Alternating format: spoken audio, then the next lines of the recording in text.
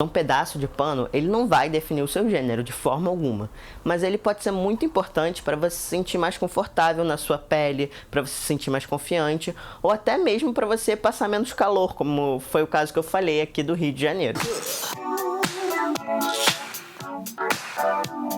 Oi, eu sou o Gabi, tá começando mais um Gabi Explica, onde eu te explico algumas coisas sobre essa nossa sociedade, ou pelo menos eu tento. Hoje a gente vai conversar sobre roupa. Bom, pra quem chegou de paraquedas nesse vídeo, eu sou homem trans, e no meu caso, a minha transição, ela sempre teve muito a ver com o meu corpo e com as roupas que eu vestia.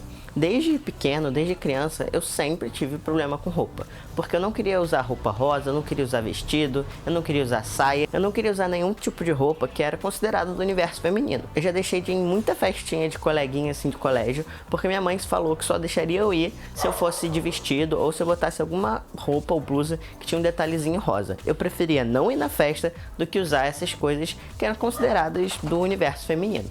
E sempre que eu tinha a possibilidade de escolher uma roupa pra mim mesmo, eu geralmente escolhia roupas que eram consideradas do universo masculino. Short, bermuda, blusas com outro tipo de estampa, tênis, tudo isso. E eu já ouvi um argumento na internet falando sobre pessoas trans, que, por exemplo, você não precisa mudar de gênero para usar as roupas do outro gênero, né, do gênero oposto ao que você é. É só usar aquelas roupas. Sendo que isso não tem nada a ver. A forma que você se veste não necessariamente ela tá em conformidade com o gênero que você se identifica. No meu caso, por exemplo, quando eu era criança, mesmo usando as roupas ditas masculinas, eu ainda sentia que eu tava no corpo errado. Então isso não resolvia o meu problema, nem um pouco. E por que eu tô contando isso? Bom, porque quando a gente é criança, e eu acho que até hoje em dia, a roupa é vista como um grande demarcador de gênero. Então não é à toa que a gente tem aí chá de revelação, que se for menino é azul, se for menina é rosa. Inclusive, só fica uma curiosidade, antigamente, há muito tempo atrás, rosa era considerada a cor masculina e azul é feminina. Mas, enfim, isso fica para outro vídeo. Bom, então como eu falei antes, roupa se tornou um grande demarcador de gênero, né, pra gente na sociedade atual e até há uns tempos atrás. Acontece que a gente já vem discutindo nessa questão de gênero e de não binarismo há um certo tempo. E aí, algumas marcas começaram a apostar na tal da chamada moda sem gênero. Tanto marcas independentes quanto grandes lojas de departamento.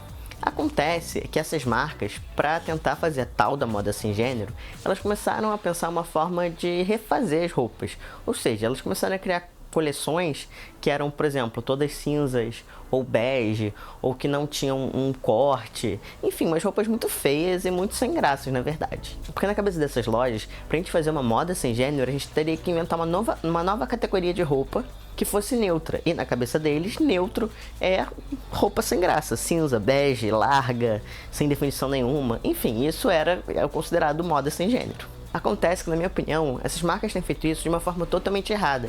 E eu acho que a questão é muito mais simples de ser resolvida. Já pensou se a gente fosse numa loja de roupa e que não tivesse a seção masculino e feminino e ela fosse simplesmente organizada como calças, blusas, vestidos, saias, camisas, sapatos e etc. As roupas, elas podem continuar sendo as mesmas roupas. Só que elas não vão estar divididas, né, nesses dois gêneros que a gente reconhece na nossa sociedade. Porque o grande lance, na minha opinião, da moda sem gênero é cada um poder usar o que realmente se sente confortável. Vamos pegar um exemplo aqui. Para quem não sabe, eu moro aqui no Rio de Janeiro e aqui é muito quente. E tem muitas pessoas, né, muitos homens que trabalham no centro, por exemplo, no centro do Rio, que eles têm que ir pro trabalho de calça social, de terno, enfim, eles sofrem muito com calor. Não seria muito melhor para eles se eles fossem de saia pro trabalho? Sendo que saia, muitas vezes, está no código de vestimenta para mulheres nessas empresas. Mas se um homem for de saia para essa mesma empresa, provavelmente ele vai receber uma advertência, porque ele não está de acordo com a vestimenta, né, com o decoro daquela empresa. Eu acho muito difícil que um homem, nesse caso, pensaria em usar uma saia, porque aquilo seria uma grande ofensa à masculinidade dele. E a saia são exemplos. Existem vários outros itens do guarda-roupa chamado masculino e feminino que poderiam ser compartilhados. Por exemplo, tem muitas mulheres que têm a perna grossa, a coxa grossa. E às vezes, quando elas botam saias ou vestidos, já que só elas são aceitas a usarem saias e vestidos na sociedade, a perna acaba roçando uma na outra. E aí fica desconfortável, cria assaduras e etc.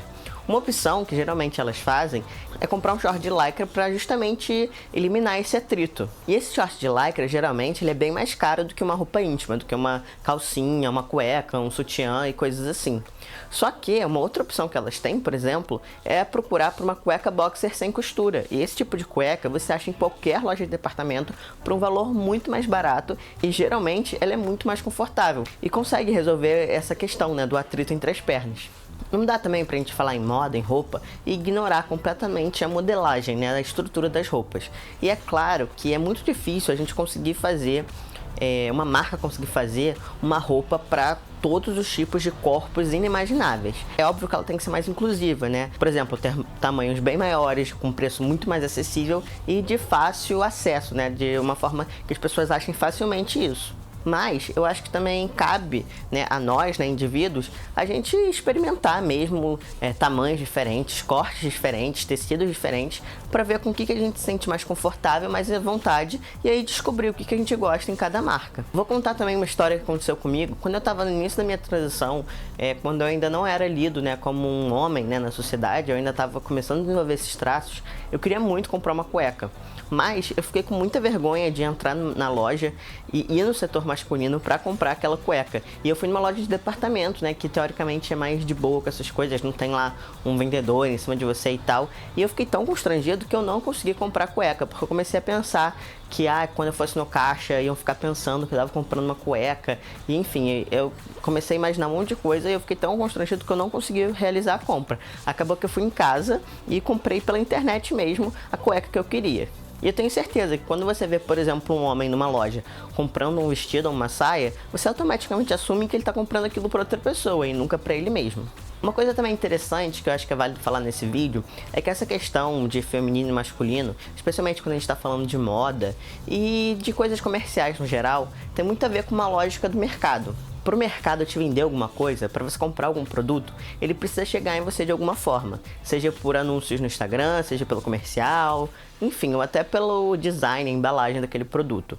E quando o mercado ele tem dados claros, né, como idade, gênero, classe social, fica muito mais fácil ele direcionar essas coisas. Então, para o mercado em si, é sempre melhor ter essa divisão, masculino e feminino. Porque na cabeça deles, e isso faz um sentido pensando nessa lógica mercadológica, é mais fácil acertar nessa comunicação com o público. Por isso que eu acho que o mercado também tem uma grande resistência em, de fato, abraçar essa moda, não só a moda, como outras coisas sem gênero. Porque em termos de comunicação, né, de estratégia, fica muito mais difícil e muito mais abrangente. Mas a gente também pode falar isso em outro vídeo, que esse assunto dá pano pra manga. Mas resumindo aqui a história, as grandes marcas, elas acham que a moda sem gênero tem a ver em como você faz a roupa. E na minha opinião, isso tem muito mais a ver de como você vende essa roupa. Afinal de contas, um pedaço de pano, ele não vai definir o seu gênero de forma alguma, mas ele pode ser muito importante para você se sentir mais confortável na sua pele, para você se sentir mais confiante, ou até mesmo para você passar menos calor, como foi o caso que eu falei aqui do Rio de Janeiro. E a moda, ela também é um tipo de arte, então ela também foi feita para ser explorada, experimentada, questionada, enfim, todas essas coisas que a gente sabe que a arte, né, o papel da arte tem na nossa sociedade. E por último, fica aqui um pedido meu para todas as marcas.